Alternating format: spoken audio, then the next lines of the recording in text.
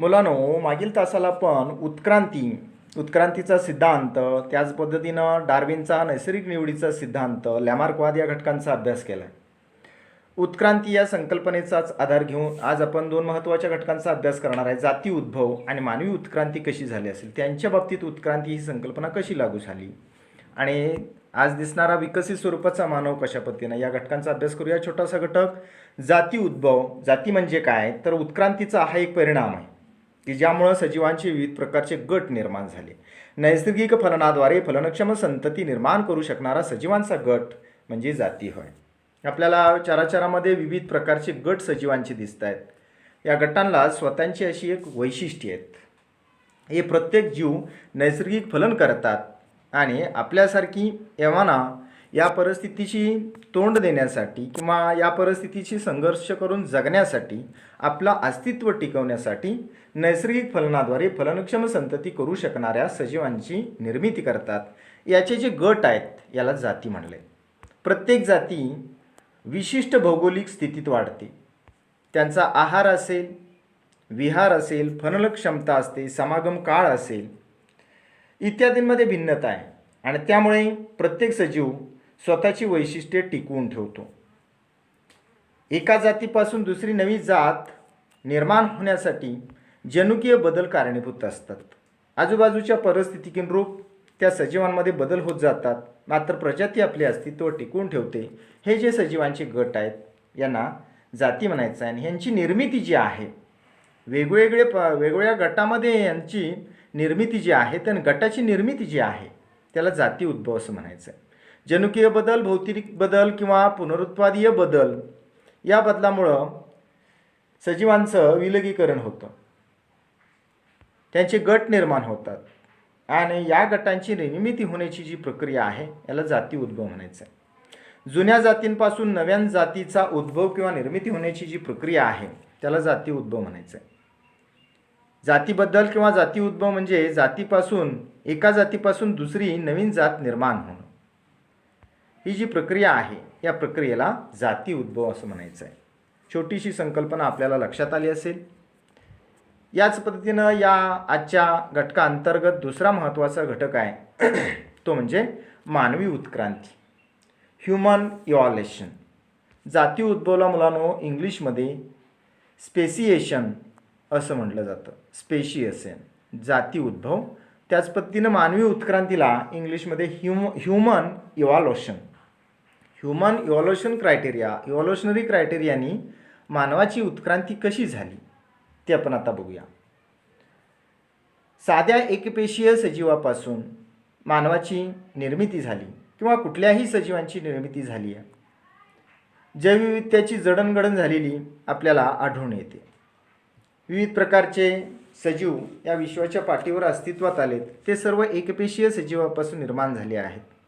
मानवाची सुरुवातसुद्धा एकपेशीय जीवांनी झालेली आहे आणि उत्क्रांतीच्या प्रक्रियेने आज विकसित स्वरूपाचा मानव आपल्याला दिसतोय.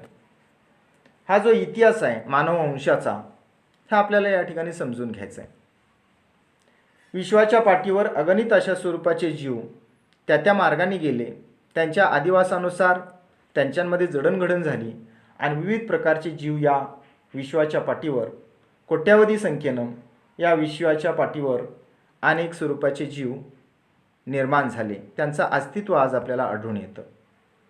वरील चित्र बघा आणि या चित्रामध्ये आपल्याला हा जो इतिहास आहे आज जगायचा मानवी उत्क्रांतीचा, त्याच्यामध्ये ल्युमिरसारखे छोटेसे जे प्राणी आहेत 7 कोटी वर्षापूर्वी, ल्युमिरसारखे जे प्राणी आहेत ते प्राणी या विश्वाच्या पाठीवर निर्माण झाले. एकपेशीय सजीवांपासून उत्क्रांत होऊन ल्युमिरसारखे प्राणी या विश्वाच्या पाठीवर पहिल्यांदा निर्माण झाले आणि त्यांची जडणघडण होत असताना किंवा ही प्रक्रिया होत असताना पाठीमागचा 7 कोटी वर्षापूर्वींचा जो काळ आहे या कालखंडामध्ये डायनासोरसारखे जे प्राणी होते या विश्वाच्या पाठीवर ते नामशेष झाले.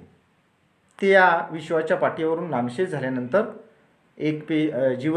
जीवद्रव्यापासून एकपेशीय जीवद्रव्यापासून अनेकविध प्राणी विकसित झाले. त्यामध्ये मानव या प्राण्याचा सुद्धा समावेश झाला.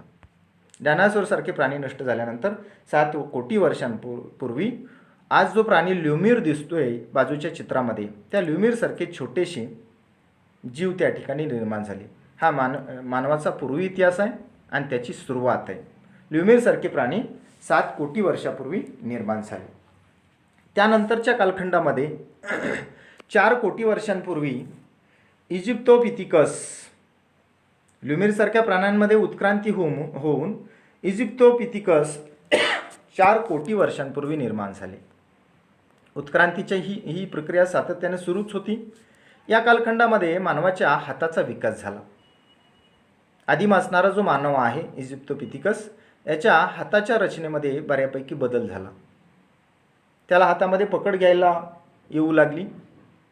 बोटांच्या आणि हाताच्या रचनेमध्ये बदल होत गेला आणि हात त्याचे विकसित झाले.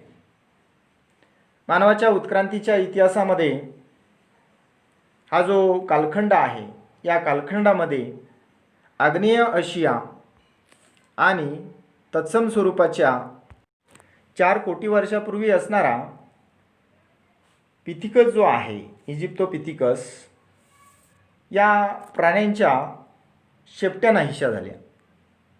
त्यांच्या मेंदूचा आकार मोठा होऊन त्याचाही विकास झाला. हाताच्या पंजात सुधारणा झाली आणि ते एपसारखे प्राणी कालांतराने विकसित झाले. सुरुवातीचे एपसारखे काही प्राणी दक्षिण आणि आग्नेय आशियात पोचले आणि अखेर गिबन आणि ओरॅन उटनमध्ये त्यांचे रूपांतरण झाले. उरलेले एपसारखे प्राणी नंतरच्या कालखंडात आफ्रिकेमध्ये पोचले. एपसारखे वरच्या चित्रात दिसणारे जे प्राणी आहेत, ते प्राणी आफ्रिकेतच राहिले. हा कालखंड साधारणपणे 2,50,00,000 वर्षापूर्वीचा आहे. पुढे त्यांचं चिंपांजीमध्ये रूपांतरण झालं. चिंपांजी, गोरिला या पद्धतीनं मानवांची उत्क्रांती होत गेली. अन्न ग्रहण करण्यासाठी आणि इतर कामांसाठी त्यांना हाताचा अधिक वापर करावा लागेल. हा मानवी उत्क्रांतीचा इतिहास आहे. पुढच्या कालखंडामध्ये कोरड्या होत जाणाऱ्या हवामानामुळे जंगले नाहीशी होऊ लागली. मानव झाडावरून जमिनीवर अस्तित्वात आला, जमिनीवर राहू लागला. त्यांचे कळप निर्माण होऊ लागले. गवताळ प्रदेशामध्ये हाच मानव पायावरती ताठ उभा राहायला लागला. म्हणजे प्राण्यांप्रमाणे 4 पायावर चालणारा जो मानव आहे, तो नंतरच्या कालखंडावर जमिनीवर आला. झाडावरून जमिनीवर आला. शेपूट नाहीच झालेलं होतं आणि जमिनीवर आल्यानंतर समूहानं राहत असताना त्याच्यामध्ये थोडीशी कुशलता निर्माण झाली. तो 4 पायावरून द्विपाद स्थितीत 2 पायावरती आला. त्याच्या कमरेच्या हाडांचा विकास अशा तऱ्हेने झाला की ते गवताळ प्रदेशात ताठ उभे राहू लागले. तेव्हा त्यांचे हात केव्हाही वापरण्यासाठी मोकळे झाले. तो मानव हातांचा वापर करणारा, ताठ उभा राहणारा आणि मानवाचं ते पहिलं रूप होतं. 2 कोटी वर्षापूर्वी अशा प्रकारच्या मानवाचं रूप अस्तित्वात आलं. तो हाताचा वापर करायला लागला. मानव सदृश प्राण्यांची आपल्याकडे दक्षिण आफ्रिकेमध्ये पहिली नोंद आपल्याला आढळून आलेली दिसते. रामापिथिकस हा पहिला यप आहे की जो आफ्रिकेमध्ये नोंदवला गेला. पुढे हाच यप आकाराने मोठा झाला व अधिक हुशार झाला आणि सुमारे 40 लाख वर्षापूर्वी दक्षिण आफ्रिकेतील यपचा विकास झाला. आफ्रिकेमध्ये अस्तित्वात असणारा जो रामापिथिकस आहे, त्याचं चित्र आपल्याला बाजूला दाखवलेलं आहे. हा यप आकाराने मोठा व अधिक हुशार होत गेला. तो कुशल बनला. मानवी उत्क्रांतीच्या या इतिहासामध्ये आपल्याला अलीकडचं जे उदाहरण दिसतं ते साधारणपणे 20 लाख वर्षापूर्वीचं मानव सदृश अशा स्वरूपाच्या प्राण्याची रचना सोबतच्या आकृतीमध्ये आपल्याला दिसते. उत्क्रांत होत गेलेली त्याची शरीररचना, या मानवालाच पहिल्यांदा होमो नाव देण्यात आले. या प्रजातीचं अस्तित्व म्हणजे आपली ओळख इथपासून खऱ्या अर्थानं सुरू झाली. मानव म्हणून सेपरेट जाती उद्भव जो झाला तो याच ठिकाणी झालेला दिसतो 20 लाख वर्षापूर्वी. या पद्धतीनं हा मानव वारंवार उत्क्रांत होत गेला. शरीराची त्याच पद्धतीनं मानवी मेंदूची जडणघडण ती आपण आता पुढे बघणार आहे. त्यामध्ये विकास होऊन गेला आणि कुशल स्वरूपाचा मानव आज आपल्याला अस्तित्वात आलेला दिसतो. चीन आणि इंडोनेशिया या देशामध्ये यांचा वावर होता. 15 लाख वर्षापूर्वी ताठ चालणाऱ्या मानवाचा विकास झाला. या ताठ चालणाऱ्या मानवाचा 15 लाख वर्षापूर्वीचं जे अस्तित्व आहे ते चीन आणि इंडोनेशियामध्ये होतं. मानवी उत्क्रांती होत असताना शरीररचनेमध्ये जशी जडणघडण होत गेली, शरीरावरचे केस नाहीसे होणे, हाताच्या आणि बोटाच्या आकारामध्ये बदल होणं, त्याची पकड त्याला घेता येणं, द्विपाद स्थितीत उभं राहणं, या पद्धतीनं जशी शरीराची उत्क्रांती होत गेली त्याच पद्धतीनं मानवी मेंदू जी आहे, त्याची कवटी जी आहे, त्याचाही आकार बदलत गेला. आतमध्ये असणारा मेंदू जो आहे त्या मेंदूचाही आकार वारंवार आणि सातत्यानं बदलत गेलेला आपल्याला आढळून येतो. मानवाच्या उत्क्रांतीमध्ये जवळजवळ 1 लाख वर्षापूर्वी ताठ चालणाऱ्या माणसाचा मेंदू मोठा होण्याच्या दिशेने त्याची प्रगती होत राहील. त्याला अग्नीच्या वापराचा शोध लागला. दगडावर दगड घर्षण करणं आणि त्या घर्षणातून अग्नीची निर्मिती होती याचा शोध पहिल्यांदा त्यानं लावला. अग्नीच्या वापराचा त्या कालखंडामध्ये त्यानं वापर केला. अग्नी वापरत असताना घर्षणाने जंगलांनी पेट घेतलेला त्यानं पाहिला. दगडावर दगड घासल्यानंतर अग्नी निर्माण होतो हे त्याच्या लक्षात आलं आणि अग्नीच्या वापराला खऱ्या अर्थानं इथपासून सुरुवात झाली. 50,000 वर्षापूर्वीच्या मानवाचा मेंदू पुरेसा विकसित झालेला आहे आणि यालाच आपण होमोसेपियन्स असं म्हणतो. होमोसेपियन हा जो मानव आहे तो 50,000 वर्षापूर्वीचा आहे आणि त्याचा मेंदू जो आहे तो पुरेसा विकसित आणि उत्क्रांत झालेला आपल्याला आढळून येतो. त्यानंतरच्या कालखंडामध्ये 50,000 वर्षापूर्वी क्रो मॅग्नन मानव अस्तित्वात आला. त्यापूर्वी मात्र बुद्धिमान मानव जो आहे ते बुद्धिमान मानवाचं पहिलं उदाहरण मानलं जातं. त्याला निअँडरथॉल हे बुद्धिमान मानवाचं पहिलं उदाहरण आहे. काळजीपूर्वक ही बाब लक्षात ठेवा. मानवाच्या उत्क्रांतीच्या इतिहासामध्ये, मानव वंशाच्या इतिहासामध्ये निअँडरथॉल हा जो मानव प्रकार आहे हा कुशल आणि बुद्धिमान मानव मानला गेला.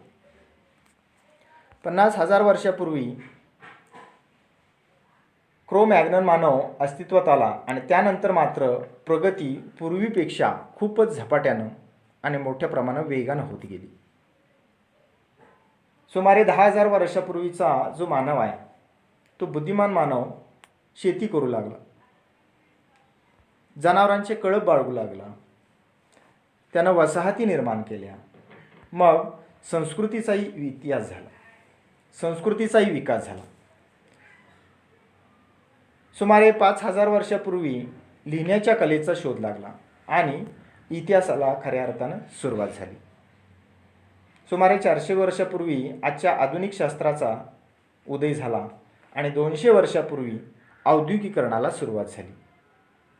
आता आपण इथपर्यंत मानवाच्या कुळाचा, मानवाच्या वंशाचा जो इतिहास पाहिला त्यामध्ये ल्युमिरसारख्या छोट्याशा प्राण्यापासून मानव कशा पद्धतीनं उत्क्रांत होत गेलेला आहे हा सर्व इतिहास आपल्याला लक्षात आला असेल.